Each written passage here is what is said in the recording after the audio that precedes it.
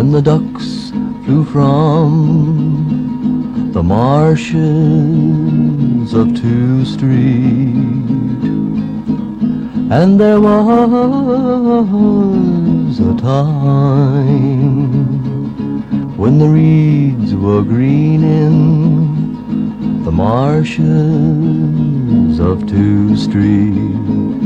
How blue the great summer dome, the sky, where only birds had a reason to cry.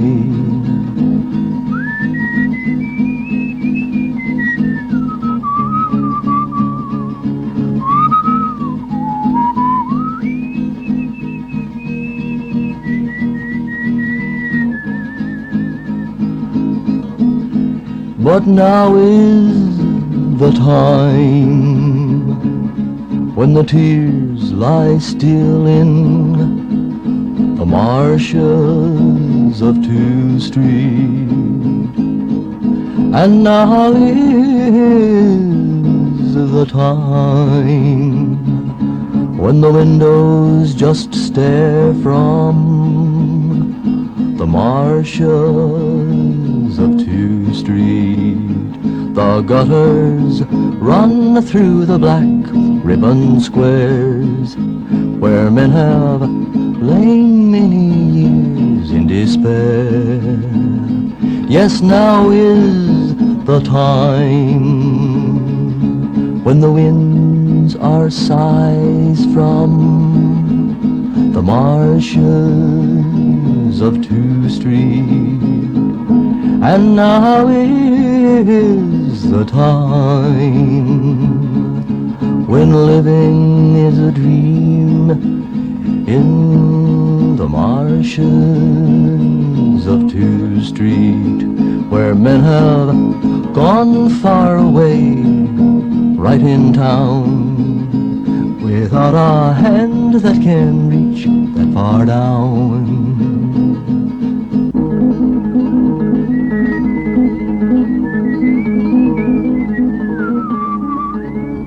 Every city contains within it many worlds. This world is where the city began, where its economics first functioned behind the river piers. The first merchants built their fortunes here. The first hotels found their splendor. Front Street no longer functions as the only economic artery, and as the city grew rich, the merchants and hotel owners moved farther up the street, away from the clang and dirt and smell of labor, left the shells of their first triumphs behind. So 1 block up from Front Street is Two Street. From the outside, its blood seems to pump slowly, hardly flowing, seems inhabited by lost souls, preyed upon by leeches, governed by the policeman on patrol, seems to have sunk back into the marshes from which it rose. Who now inhabits the marshes of Two Street? Some have run away to this. Some have failed once too often. Some pass slowly through from one end to the other without stopping. Some have seen and known too much. Some have seen and known too little. Some find personal power among the powerless. Some are here to give with kindness. Some grow rich here. Many die unannounced here. Two Street is indeed like the margins of a river.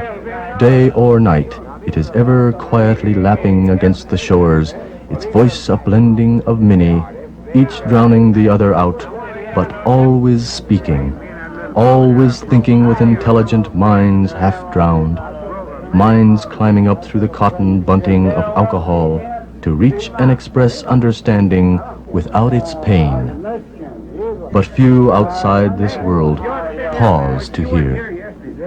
So listen to the marshes of Two Street, for if you are part of man, it is speaking to you.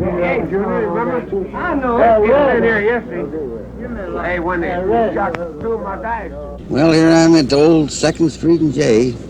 I don't know whether it all began here or whether it all ended, but I remember a little over 3 years ago, I stood here and for the first time I wanted to get sober. I mean, I wanted to try and find sobriety some way, and I tried everything, like so many of us have said. And I'd heard that a fellow by the name of Steve George lives up here on, not now, but his house is up there in 1009 Yale Street, called Yale House. For 10 years, this fellow, with the help of his assistants, has given a lot of people a lot of years of sobriety and really restored them into society where they're useful and serve some purpose in life. But I don't know, here I am back again after 3 years, a little over, and but I had quite comparatively extended periods of sobriety during this time, and I had an opportunity as being sober to write. I mean, I always wanted to write poetry, and I've written a great deal of it. But I found that I was really in bad shape, and I was self-committed to Mendocino, and I couldn't stand it any longer, and I left. I was walking on the road towards Santa Rosa, and I sat down beside the road and wrote this little bit of verse, which perhaps doesn't mean a great deal to a lot of people, but it's meaningful to me. It said, "A million automobiles tiptoe past on rubber-tired feet." Hey, Polaco, you're not a movie star.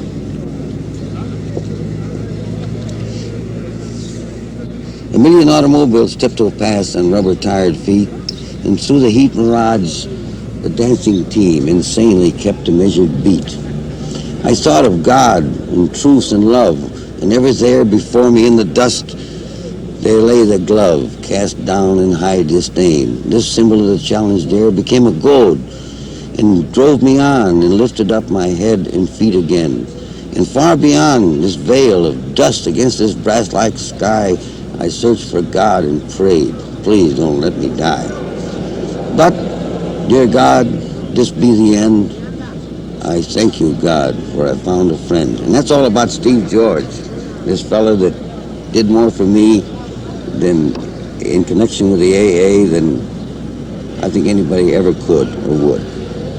So long, fellas.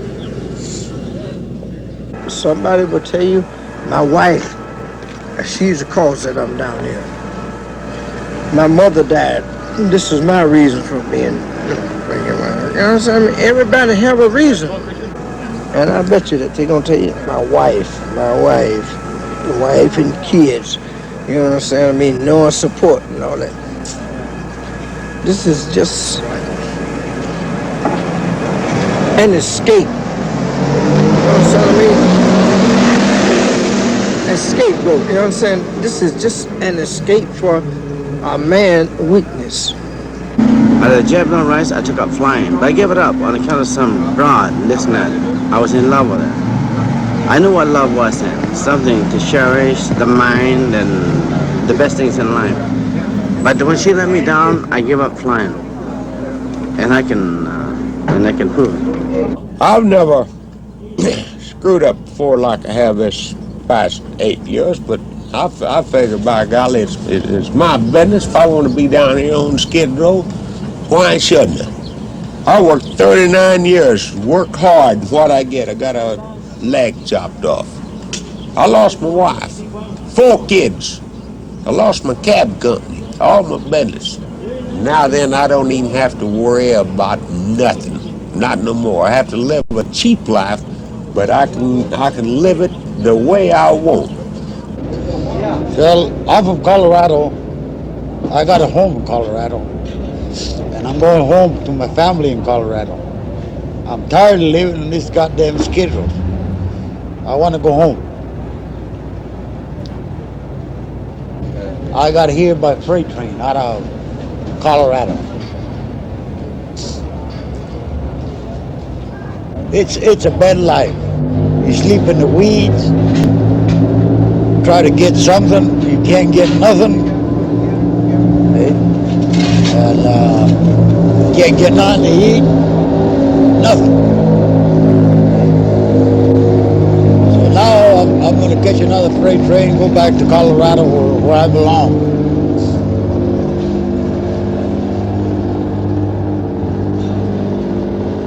That's all I have to say, buddy. This Skid Row here, and here in Sacramento is the worst place in the United States. Well, there's only one more worse. One more worse. Where is that would be? Madison. State and Madison. In Chicago. That's exactly That's the only right. one worse. But this is the first time I've ever heard And I'll tell you jack one rolling thing. being legal. No, there's too many jack rollers down here. There's people down here. You after 9 o'clock or 10, it's not safe to go on the street here because there's so many people, colored people, Mexican people, white people that rob and want to steal, and they do. And not if they can't find anything, they hurt people. They hurt people, they can't get the money. There's one thing that I'll say, that today there is a junkyard in the alley down here that does buy wine bottles, and empty wine bottles, of course, that are picked up from the curb, and that gives some of the boys a chance to sell them, and in case they get enough money, they probably have to sell 100 bottles to make 20 cents, and maybe they will try to get themselves a little chunk of bread for that, but mostly goes for wine, and that's the problem. But I can look out here now and see in this sunny day, there's no business here. Everything is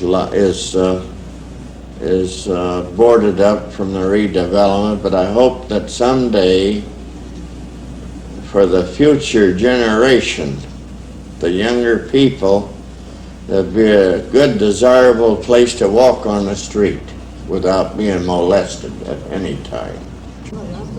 There's a lot of jack rollers down here, but there's not a stranger. They'll come up to you and give you. Of course, everybody shares down here. They share down here, and everybody gives. They don't. They share. Watch it. What's your name? My name is Hankenstein. Okay, What do you want to get? You getting smart or what? No, you getting smart. Are you getting tough with me? No, or you're what? not getting smart. He asked me for... You getting smart? I'll pull out my blade. Oh, where the hell is my blade? Hey, Red, will you let that man talk to me? Okay. Politically, I am slave.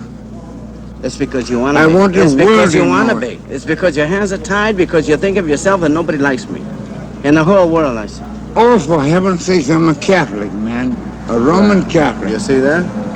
It's just a matter of thought.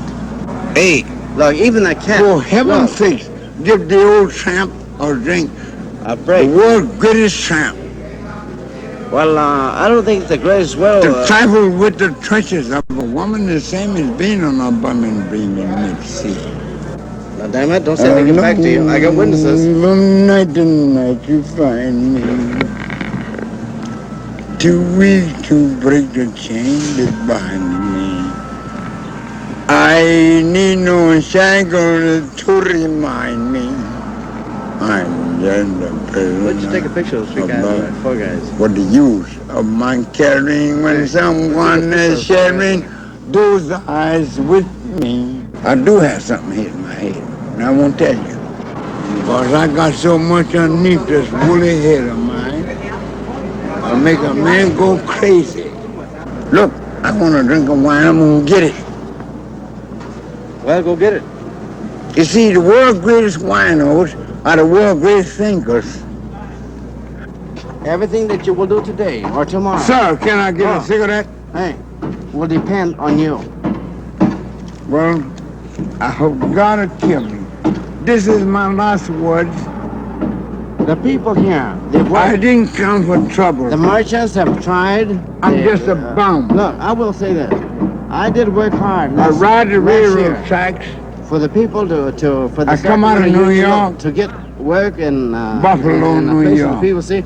But they went in there. The guys they put in there, they stole and they robbed. My people? No, I I have no people. You know? I'm just alone, but I have my opinions. I'm going somewhere and give me another taste of that ignorant oil. You know, ignorant oil is... Hey, it take me 2 days to tell you who I am, where I'm from, and how to make it. You have to have heart. heart for your fellow man. Some people may not know what I'm speaking of or understand. I hope they do. But if they don't, look in the dictionary for the word empathy. And if you don't have that, then you've lost what is really America. This business about fighting races and the police fighting the public. The police are servants, and that's what they should understand that they are. They go around here arresting people like me. I'm poor, and part of that's my fault. But still, I don't bother anyone. I'm not a violent person. I don't believe in violence.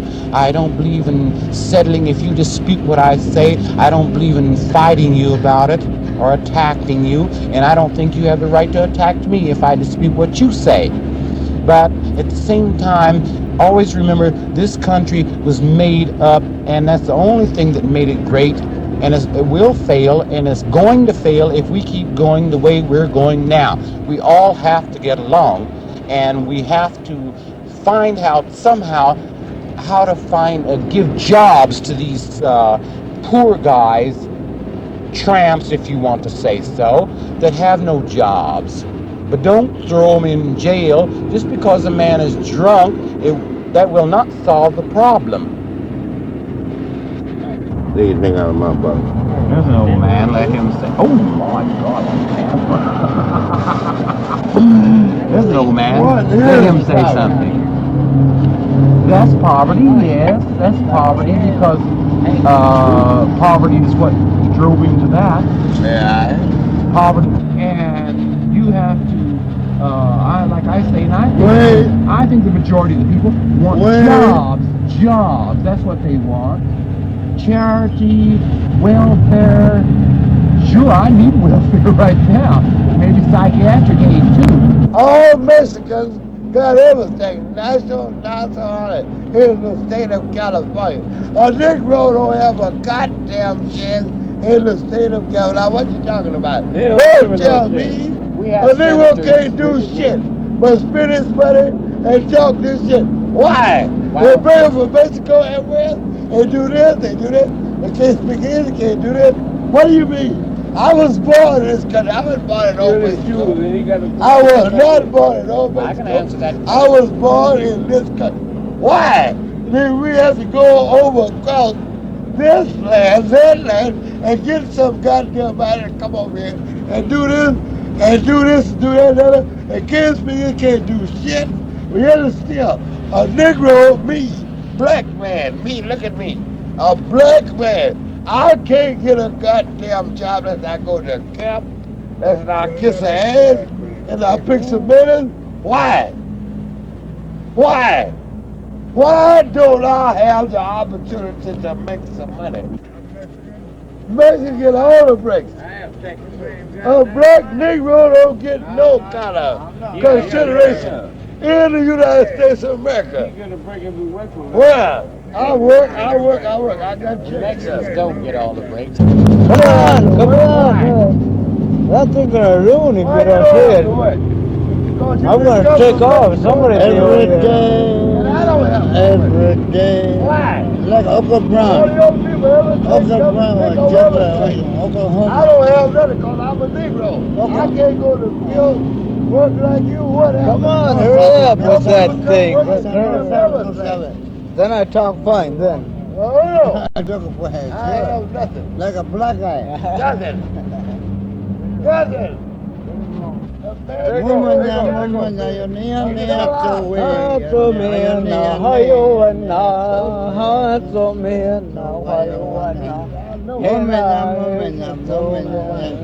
Which way? This way, huh? No, that way. You mean right between?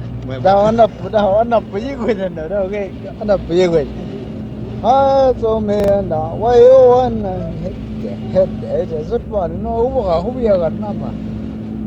Nam, I'm dear, mother. Yeah, who I walk, not him. Head, I can get a man on your car. Yeah, no problem.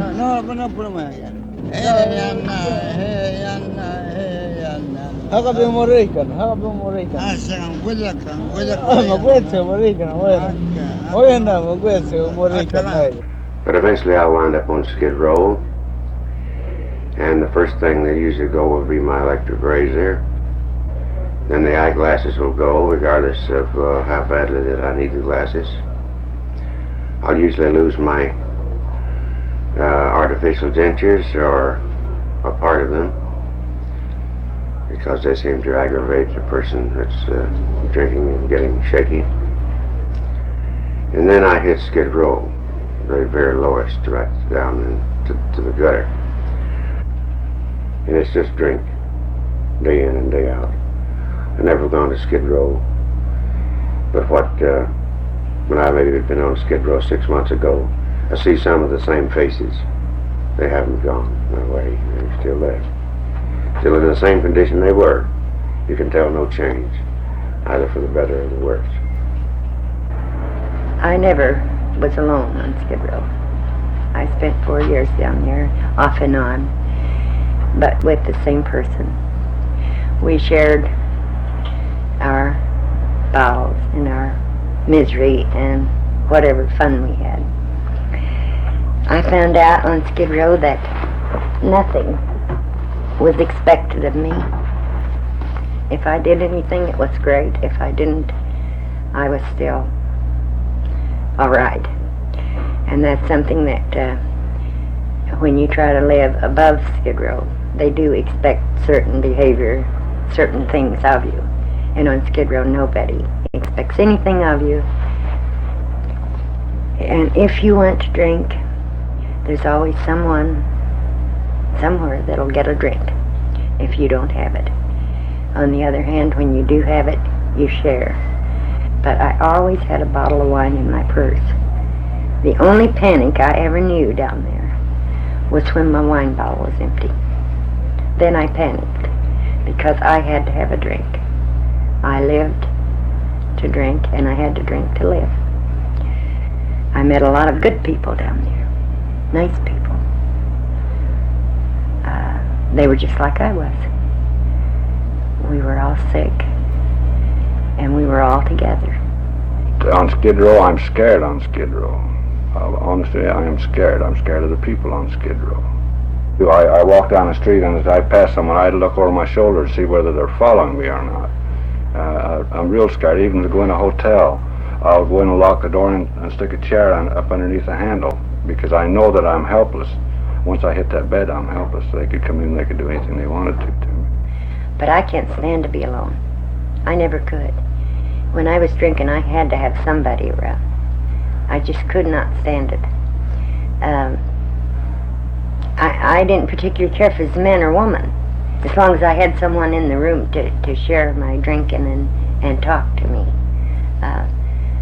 Naturally, I preferred to have a man, but if it wasn't, well, I talked to a woman.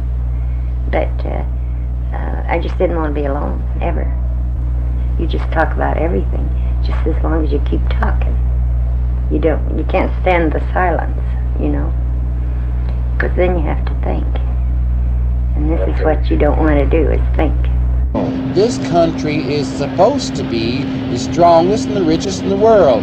Act like it and make people respect you. That's the only way you can do. If the man invades your house, are you going to stop him at the doorstep when he's running in the living room? Well, stop him if he starts in the living room. If you can't stop him there, you better have something in the kitchen to stop him. Otherwise, he's going to run you out the back door. Dear God, help me to be a regular guy in the game of life. I don't ask for any special place upon your lineup. Place this fool wherever you can use him best. If all the hard knocks in this life seem to come my way, why then I will thank you for the compliment. When I'm tired, when I grow old, when I'm laid upon that proverbial shelf of old age and sickness, help me to take that too, just a part of the game. For when I die, all that I want to know, and knew not you said this, is that you feel that I've been a good guy. Graciero, good friend, good Pollock.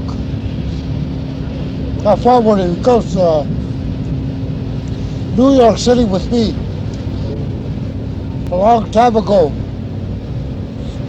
I say about 1943. When he got in trouble, I help him out. I'm sitting on the car getting out of shade, and I'm trying to uncrank and have me a drink, and this son of a bitch done shot two people right there on that corner. I guess my health was failing me or something. I couldn't work on my job, so I was kind of upset. And I just got on the bus and was riding to anywhere I could go, and I just decided to come to Sacramento. And coming to Sacramento, I come around on 2nd Street and seen the mission, decided I would come to church. Not for the church part of it, just to get something to eat. That's what I thought. Well, I came in and heard the preacher preach.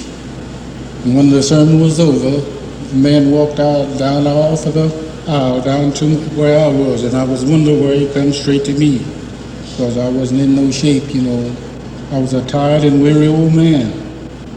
So he asked me if I would go in the prayer room with him. I told him, I says, no, we won't have to go in the prayer room. If you want to pray for me, you can pray for me here. He didn't change no words. He prayed with me.